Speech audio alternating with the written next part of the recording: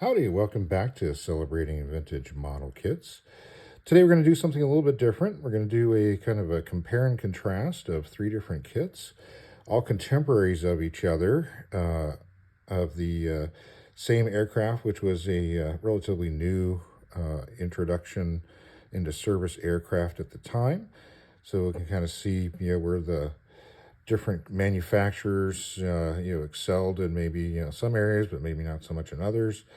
Maybe if, combining parts from the different kits, might be able to give you something, superior to all three individually. But we'll see what we got here. And in the comment section, when we get to the end here, if you could leave a comment letting me know which one you think is the best of the three, and I'll tally those up after, say a week or so, and whichever one got the highest votes, I'll do a full in-dive review, like we typically do on the channel, of that specific kit next. And so the subject of this comparison is going to be the SEPECAT Jaguar, or SEPECAT Jaguar. It was a joint venture between the British and the French. Started out as originally kind of a joint venture to come up with a trainer, but different ideas of what they wanted in it kind of led to the aircraft evolving into a supersonic, low-level strike aircraft / strike trainer. A little bit of variation, between the specifics of the avionics and some of the gear that it would carry. But there was a lot of commonality between, the British manufactured and the French manufactured ones. They did both end up producing single seat and dual control or two-seat aircraft. The French even at one point were making a navalized version, the Jaguar M, which was going to go onto their aircraft carriers, but that ended up getting canceled at the very end in favor of another French-built aircraft, the Super Étendard, which was a lot cheaper and 100% French, so they ended up getting the contract instead. But the kits that we got here, we've got an Airfix kit here. This one was produced in 1978. It's the GR Mark I. This was a revamp of a previously issued kit. The previous version had the nose without the laser seeker in the nose, and they revised it and reissued it, hence the new flash on here. The other one we got is a Matchbox. This one's being boxed under the BAC name. And S was the type that was going to be produced by the British, which ended up being the GR Mark I. And this kit was produced in 1974, so the earliest of the three kits. And it is actually of a GR Mark I, not really an S. S was kind of the prototype, planning stage designator for it. And then finally, we got a Heller kit. This Heller kit was produced in 1976. The box says, versions A and E, which is the French versions of the single seat and the multi-seat one. But it also does have markings in it to make the British T Mark II, which was their two-seat version of it.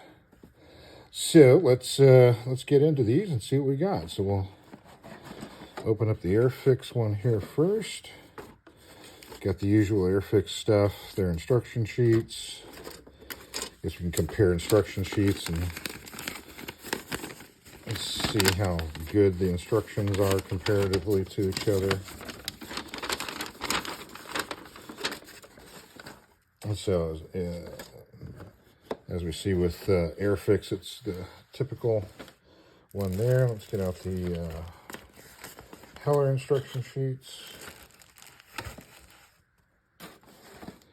And then we'll also get the Matchbox instruction sheet out. So we can start with that as a comparison.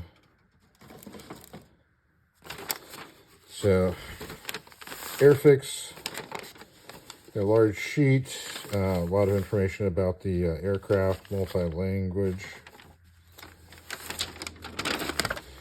We got step-by-step instructions, total of 10 steps, 11 if you include the painting and markings. So you got your cockpit, fuselage assembly, wings and glass, a few little bits and bobs on the for aerials and antennas. The undersurface stuff, such as gear doors, if you're going to put those on, and some more bomb racks and stuff. Over here, then we get if you want to do the landing gear extended. Some more stuff on landing gear closed. There's the weapons. Looks like they're giving you a couple of different types of bombs. And different configurations for how the bombs could be placed. So you get, looks like a fuel tank, a 1,000-pound bomb, and cluster bomb. And then as far as markings go, they're giving you markings for 6 Squadron and 54 Squadron. Nice 4-view plan, color callouts. Then I assume these are Humbrol, numbers on there. Pretty good set of decals with a lot of stenciling, which you didn't see with a lot of Airfix kits up until the 70s, I guess. Even stuff to go on the bombs and the ordnance and the pylons. So not too bad of an instruction sheet. So we'll look at the Matchbox one. Matchbox is a 2-color one. And a little bit of information about the aircraft itself. And this one's broken down into 6 steps. Go and pilot to seat step 1. A whole bunch of fuselage stuff in step 2, including putting a splitter on there if you are going to. Looks like the 54 Squadron aircraft didn't have the splitter, so depending on which decal markings, you're going to decide whether or not you got a splitter or not. Wings, landing gear, and then here's all your different ordnance and landing gear, and also a tail hook, it looks like. So here you've got some large rockets, a fuel tank with looks like rocket pod on the, or unguided rockets on the nose. Get your paint callouts, color callouts here, and some more detail painting. And then Matchbox did their paint guides on the box itself. So you've got 2 6 Squadron, 54 Squadron, or back and forth. 3 views showing decal placement and color arrangement, but this is really hard to see where some of this would go, and does not appear to have anywhere near the amount of detail in the markings as the Airfix kit does. So I'll set that aside, and now we will look at the Heller instructions, which are a giant bed sheet. So this one's got 1, 2, 3, 4 steps in the making of their kit. They're sticking a lot of stuff together all in each step, it looks like. You've got some information about the aircraft. This is in French. There is a separate sheet here that has everything translated into different languages, so you're gonna have to go back and forth. If you need to understand what it's saying, you're gonna have to go back and forth between the 2 sheets in order to be able to read what it says. Unlike the other kits, which have everything by callouts all together, Heller broke it up into 2 sheets. So you've got the different cockpits area, nose area. So here's your single seat one. You're assembling the cockpit and nose gear all together in a separate nose piece. And then here is the 2-seat version. Same thing again. And then the next step is going to be assembling your main fuselage, wings, tail, and the landing gear, and then final assembly is sticking the noses onto what you made there. As far as pinning guides go, they give you some nice almost complete 4 views of the 3 different aircraft, version A, version B, and excuse me, version E. So those are your 2 French, and that's your British. And they've got some more color callouts down here. So there's your different instructions. Let's take a look at the decals. So these are the decals from the Matchbox kit. Got a tissue on them,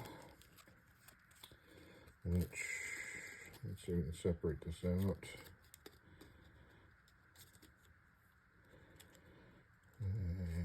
Come on. Let's get a toothpick under here.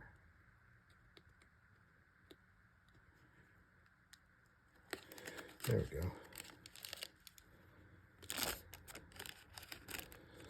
So you've got pretty nice decals. The registration looks pretty good on them.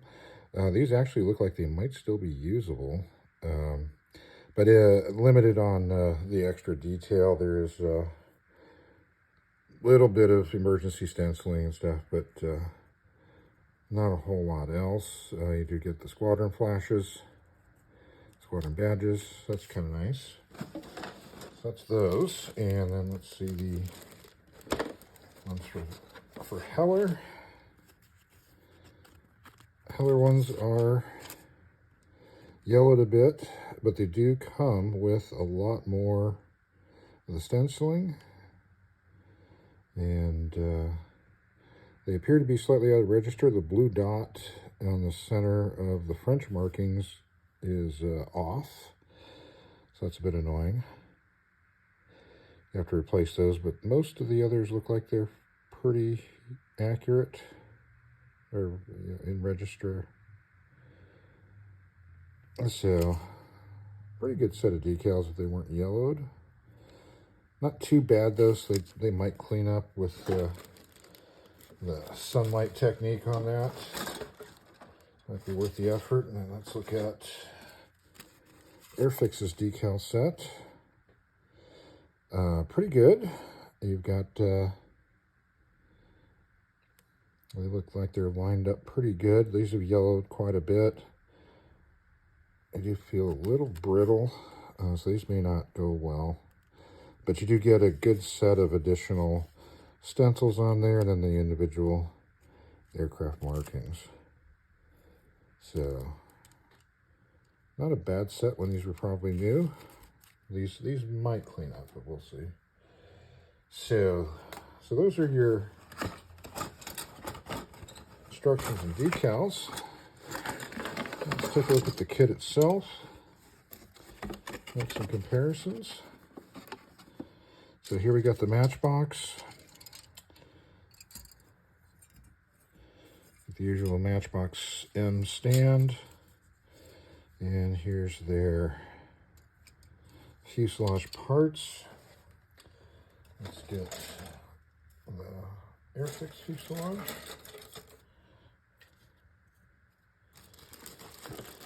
And we'll take a look at an open bag from the Heller kit, so we'll get that out. First thing you'll notice, difference between them is that the Heller kit, being a little bit later issue maybe, everything's all on trees completely, protected round trees, more like a modern kit. So they're kind of all together here.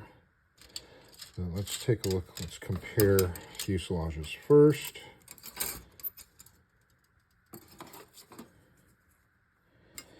Let's see what we got here. So we got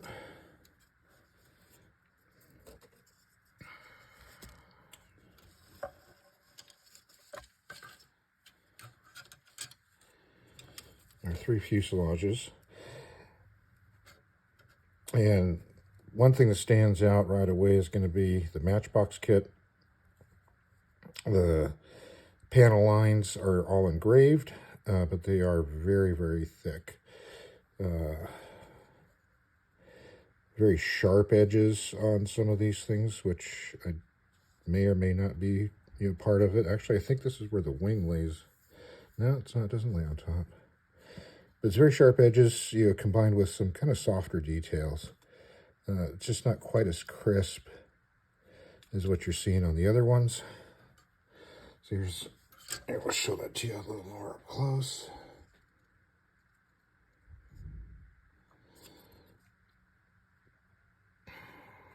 The nose, separate piece. I believe the front of the nose should have a clear piece on there for the laser designators. That was built into the ground attack versions, which is not represented on that. And then here's the Airfix. So this one goes to some pretty fine panel lines, raised. A lot of extra little details that seem a little bit crisper than what you see on, say, like the Matchbox one.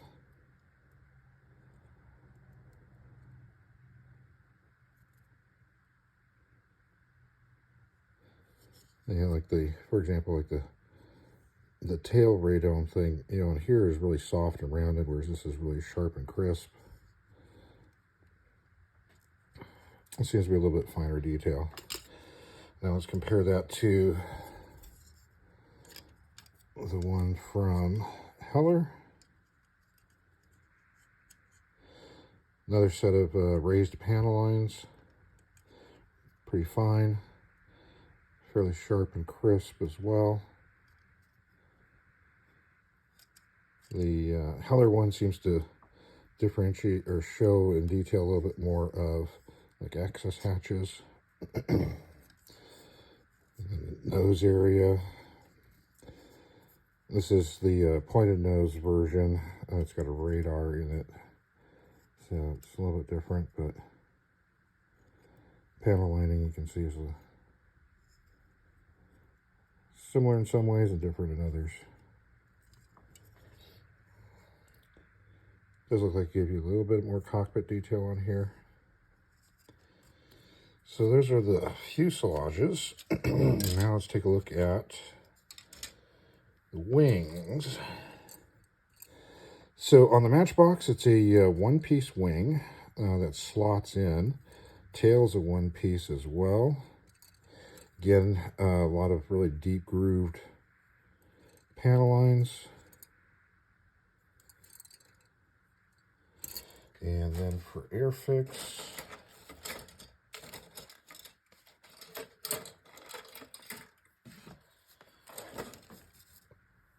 we have single piece wings as well.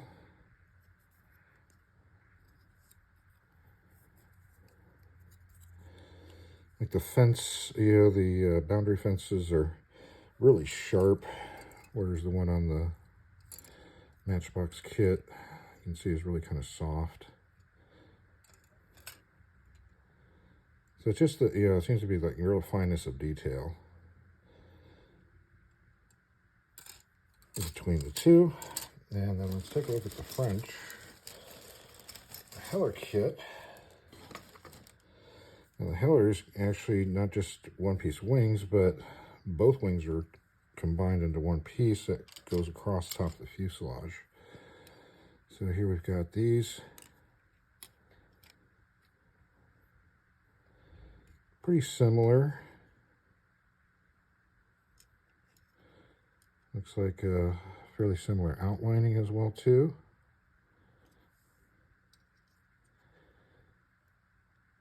Yeah.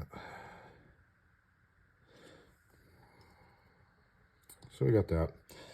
Okay, and then as far as like some detail parts, Heller's got the cockpit pieces.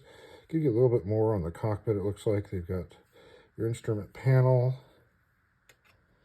and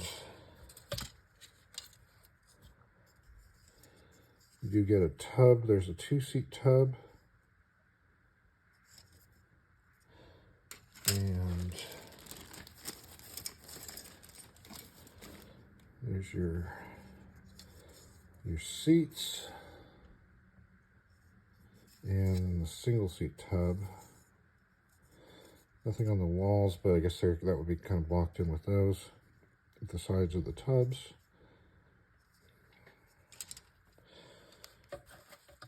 The Matchbox, you get empty sidewalls.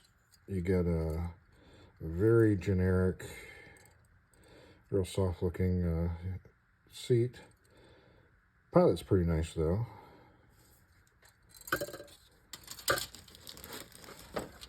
I think do you get an instrument panel? I don't see an instrument panel on there.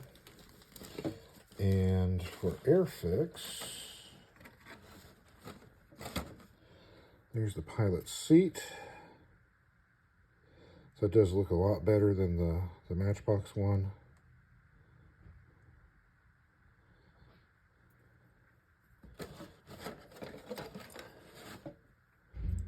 And you do get a pilot. That's a pretty good looking pilot too.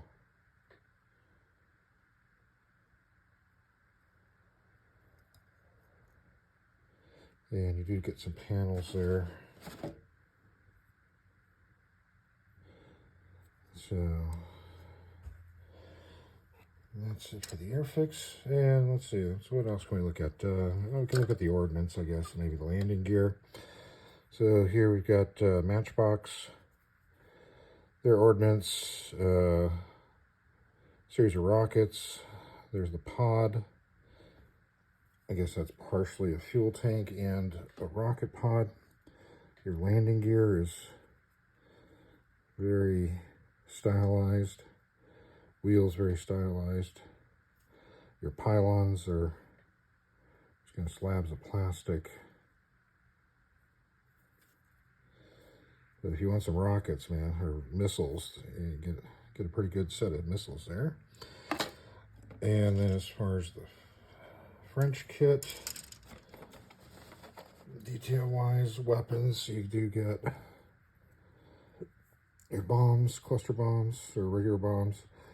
Your tail fins are separate, which is nice. I'm sorry, this is the Airfix kit. So you do get the bombs, the tails are separate. There's the nose piece. Again, it does not have clear piece to go in there, but it is molded as a whole, so I guess you could put like a little dollop of resin in there, maybe white glue or something to represent the windows that are on there. But the weapons do seem a little bit more detailed. The racks seem a little bit more detailed.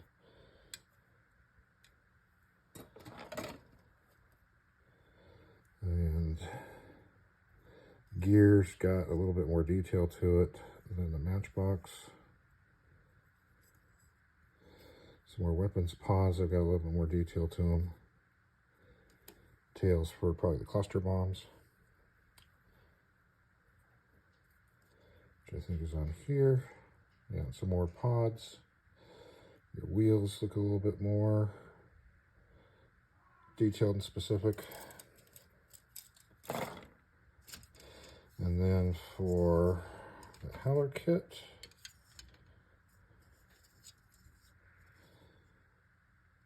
we do have landing gear. It's got a little bit more detail to it.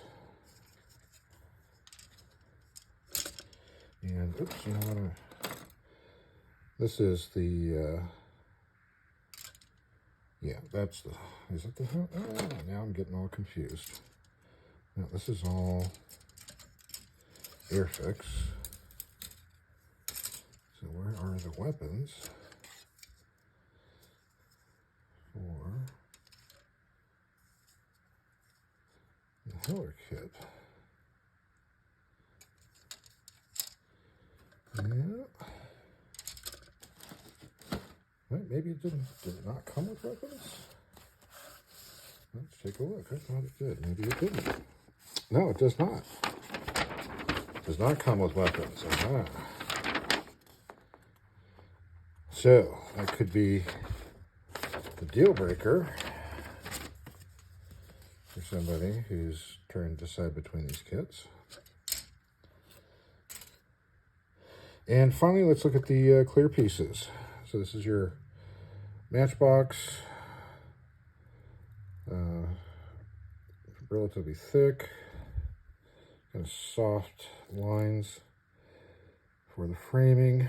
There's some scratching on here, but I'm not going to hold that against them. This is a 60-year-old kit. It's been kicking around for a while, so I'm not going to hold them responsible on the scratches, but it does have quite a bit of distortion going on it, and a little soft framing on the Airfix kit. Got a two-piece one, and a little bit thinner maybe than the Matchbox. Airfix wasn't really known for the quality of their clear pieces. They tend to make them pretty thick. There's that. And then we'll look at Heller's. You got two different ones on Heller. Get your two place canopy and a single place canopy. Appear to be slightly thinner. A little less distortion. And a little bit more distinct, I think, on the panel, on the framing. Do a comparison between these two. So here's the Matchbox, and then here's the Heller. This looks a little bit crisper on the Heller.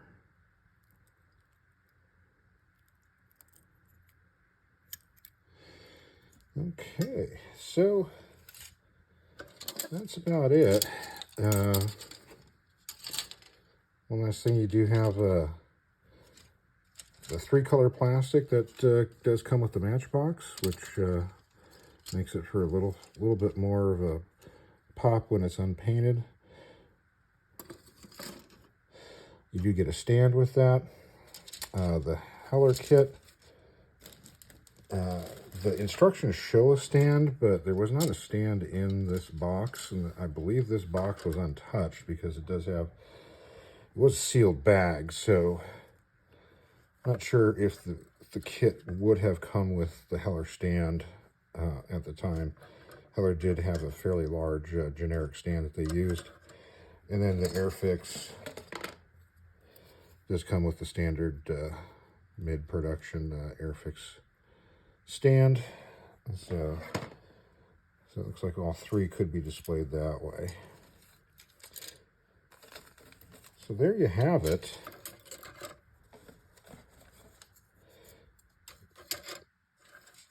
Again, you've got your Matchbox, your Heller, and your Airfix. So, a little bit more about the Jaguar. It was a joint venture, that was formed between British Aircraft Corporation and Breguet from France. They came together and formed what they called the Société Européenne de Production de l'Avion École de Combat et d'Appui Tactique, which, the initials of that come out to SEPECAT. Eventually, Breguet was replaced by Dassault. They bought Breguet while they were still developing this aircraft. So Dassault had different ideas about some things. They had their own aircraft that were competing against these, so they weren't as enthusiastic as Breguet had been with it. There was also a joint partnership in creating the engine between Rolls-Royce and Turbomeca. They combined forces to create the Jaguar turbofan engine, which incidentally first flew with the first flight of the prototype of the Jaguar. And the Jaguar got used in a few other aircraft as well. It was about a 5,000 pound thrust dry and 7,300 pound with afterburner. So there was 573 total built of all the different versions, including some exports. Not a lot of export, but there's a little bit of export to Oman, Ecuador, Nigeria, and finally India. And India still utilizes the Jaguar. They still got a few of them in active service. As far as combat, the RAF ones saw action in the first Gulf War. They were planned to be involved in the second Gulf War, but they're based out of Turkey, and Turkey wouldn't allow aircraft to be flying from there to operate over Iraq. So they did not make the second Gulf War. In French service, the Jaguars did participate in the first Gulf War, and they also were involved in some other other skirmishes in Africa as well. And then the Indian versions were involved in some of the fighting against Pakistan. So that's about it. Again, in the comment section, let us know which one you think is the best of the three. If you've built any one of these, let us know about that. If you got any pictures of one of these that you've built, send that in for a viewer build video that we're putting together. But other than that, appreciate your watching, and have yourself a great rest of your day.